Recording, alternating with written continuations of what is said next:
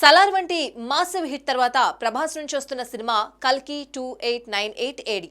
భారీ బడ్జెట్ తో visual wonder గా తెరకెక్కుతున్న ఈ సినిమా మన పురాణాలను టచ్ చేస్తూ విజువల్ వండర్ గా రూపొందుతోంది. ప్రస్తుతం కల్కి 2898 ఏడి క్లైమాక్స్ షూటింగ్ చేస్తున్నట్లుగా తెలుస్తోంది. ఈ క్లైమాక్స్ ఇండియన్ సినిమా హిస్టరీలో మునుపెన్నడూ లేనంత భారీగా ఉంటుందట. క్లైమాక్స్ షూట్ లో ప్రభాస్, కమల్ హాసన్, అమితాబ్ బచ్చన్, దీపికా పదుకొనే, దిశా పటానీతో పాటు క్యామియో రోల్స్ చేస్తున్న దుల్కర్ సల్మాన్, విజయ్ దేవరకొండ, నాని కూడా పాల్గొంటున్నారట.